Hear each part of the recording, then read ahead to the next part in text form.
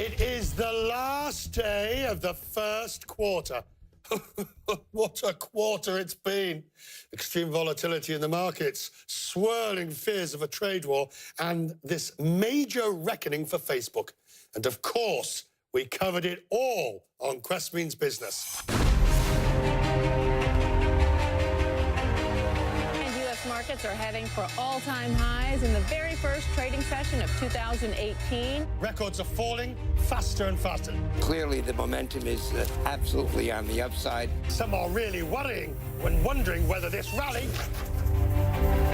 is out of control. The Dow suffers its worst single-day point fall.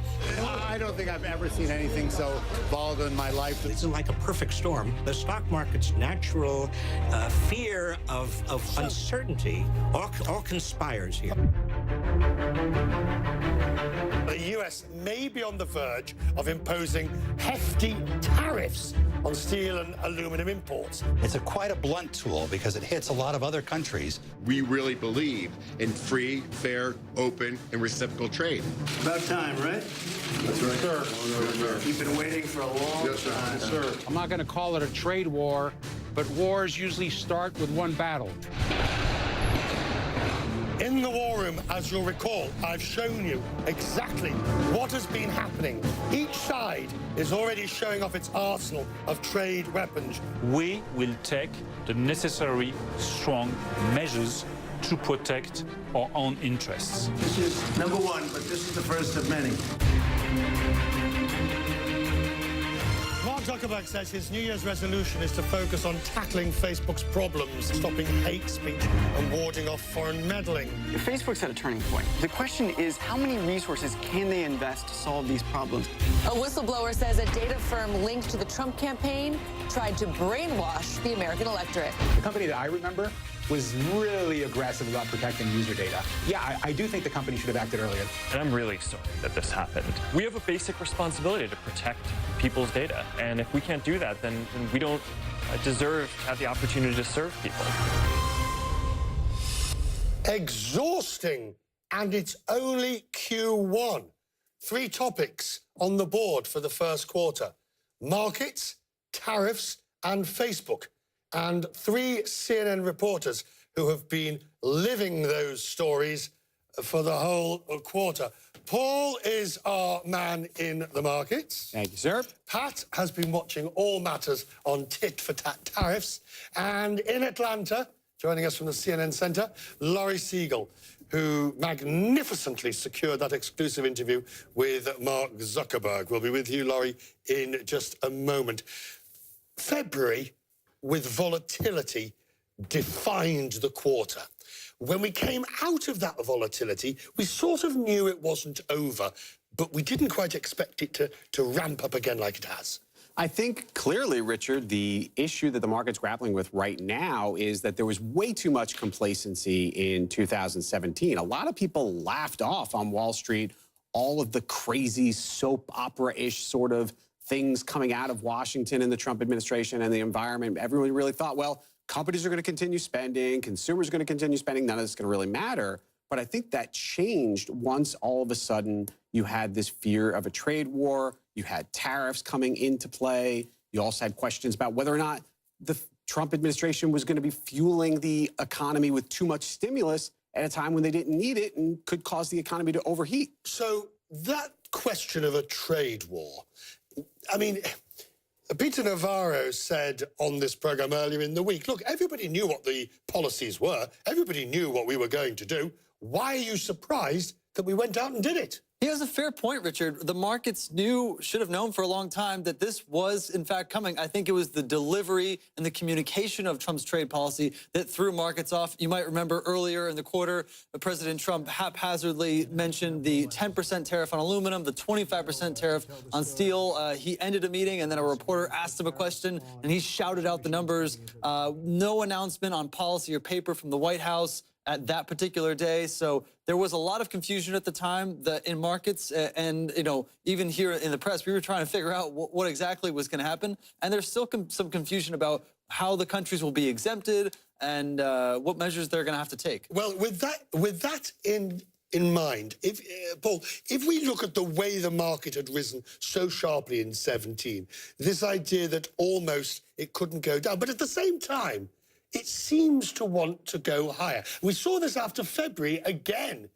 You know, you have the volatility, but it makes another oomph. Now, that's justifiable on the back of corporate profits, which we'll get in when we get the Q1 numbers. Yeah, I think many people on Wall Street are extremely optimistic about what earnings are going to look like in the first quarter, justifiably, and probably for all of 2018. The question becomes whether or not some of these trade policies impact 2019 results. You have some people wondering whether or not we might have a recession sooner rather than later. I mean, we are due for a slowdown inevitably. Will it be during this Trump administration or after 2020 during a second Trump administration perhaps, or someone else's? Trade in Q2. Go on. Well, it could be good news or it could be bigger fears. We could get escalation between China and the United States. On the other hand, we could get a trade agreement in principle on NAFTA between Canada, Mexico, and the United States. This has been an ongoing concern for markets, so there could be a mix of good and bad news. It'll be interesting to see if the countries that received exemptions on the steel tariffs, Richard, are facing a quota or if they get off scot-free. Peter Navarro told us earlier this week they're not getting off scot-free. And it will be in that second quarter, January, February, March, April, May, June. Thank you, sir. We've got a busy quarter ahead. Good to see you. Thank you. Laurie Siegel's in Atlanta. Laurie, Facebook.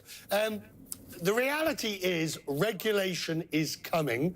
The only issue I need to understand is, from what you understand about Facebook and what we saw in Q1, why didn't they see this coming? Why did they? Was it arrogance? Was it hubris? Was it incompetence?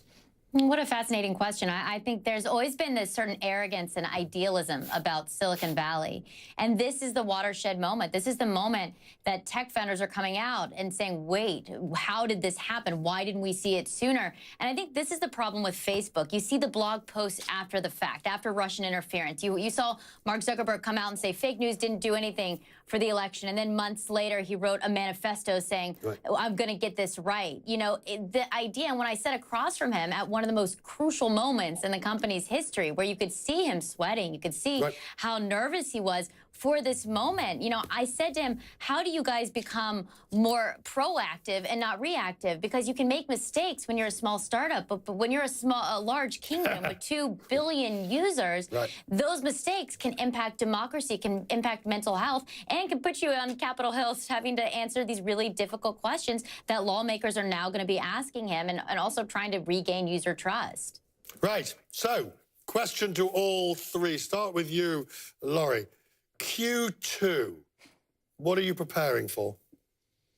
Oh, I think the backlash has begun. I think this is going to be damage control. I think they're going to be investing quite a bit in security, as we had here in America, at least toward the midterm elections.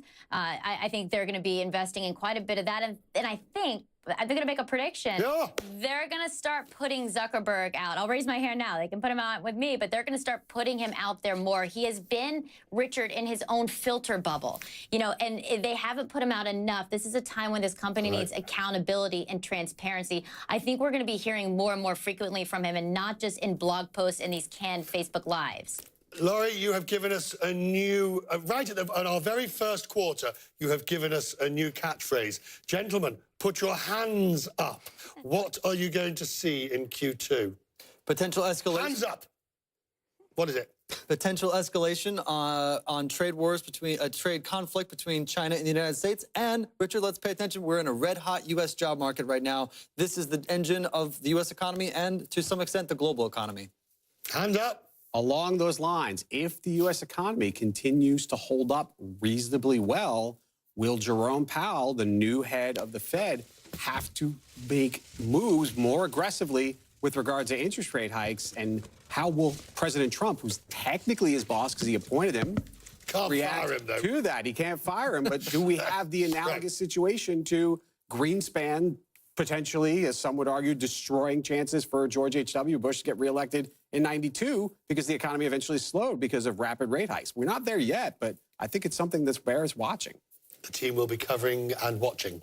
Trade is a global business. It requires global coverage. I'll take you to Davos, where world leaders challenge President Trump's agenda, and to the UPS World Port, where packages go before they arrive at your door.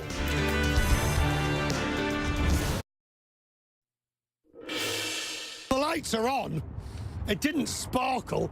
I'm pretty certain I nearly said the Empire State Building, I knew the Eiffel Tower will sparkle at the top of the hour. It's difficult to remember where I am sometimes. We rang in the year in Times Square, and since then, as the map shows, we've been in Davos, Paris, London. We went to Dubai. We've been in Kentucky, Brussels, Atlanta, and down in Perth, Western Australia. Sometimes I find myself out of place, and that was the problem facing President Trump when he travelled to the annual meeting of the global elite at Davos. If he was nervous about going, the leaders in Davos were nervous about what he would say when he got there.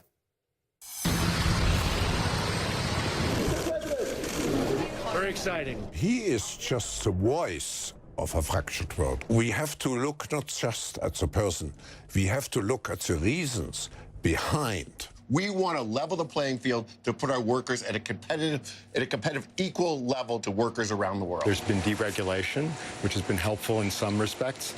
The effect of the tax cuts is coming now. I think it's now when we go down to the details and how we deal with the unfairness, that's where we need to do the hard work. Thank you very much. You have to look at both the rhetoric and the actions. The message is firm. Others are measuring up how to handle that. We need the United States and its leadership to solve big international issues, be it in the economy, be it state to state, be it multilaterally. We do a survey every year, 1,300 CEOs. Geopolitical risk rose to the top of that survey as well. Geopolitics and macroeconomics feel very disconnected. You see huge optimism about the economy and huge nervousness about the world of politics. So the leaders come together to tackle the world's biggest problems and talk up their own countries. It's a particularly tall order for Zimbabwe's new president. Emerson Mnangagwa is telling businesses, his countrymen, that the corruption of the past Mugabe era is gone. However, what he won't change, laws dealing with same-sex rights. The president told me it's up to the voters to decide. I put it to him that his country is being left behind. My priorities today, I would grow my economy, right? Increase the standard of life of my people, putting that as a priority. Our priority now with my government is to embrace the international community and say Zimbabwe is open for business. Let people who want to invest in Zimbabwe say this is what they want, these are the constraints they see, and this is what I believe is necessary for us to grow, to catch up with some of the developing countries in our world, in our region. One more on this. I venture to disagree with you, Mr. President. That's democratic. Surely, by changing, whether it's on women's rights, gay rights, whatever rights it is, human rights, surely by changing those, you really send the true message that you're not just interested in money coming in for dollars for business, but creating an equal environment for all. Surely that's a much more powerful message than just asking for a bit of extra foreign direct investment. It's not a question of having dollars in Zimbabwe. It's a question of development. We must have functional railway systems in my country. We must have functional infrastructure in terms of highways and so on. We must have functional manufacturing sector in the country. I must modernize and mechanize my agriculture in Zimbabwe. I must have a developed mining sector in Zimbabwe. These are the things, as far as I'm concerned, are the issues which my people look at for government to address and facilitate for their development so that we catch up with members of the region. As we were on the road in the quarter from Davos over to Kentucky, the UPS World Port is the heart of a network that handles 20 million packages every day. And I learned what it takes to be the man in brown.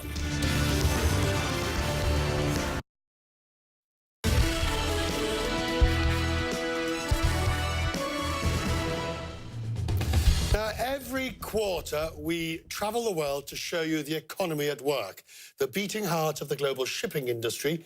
That happens to be in Kentucky. It's the world port of UPS, which can handle 115 packages every second. Keeping them moving is a huge undertaking.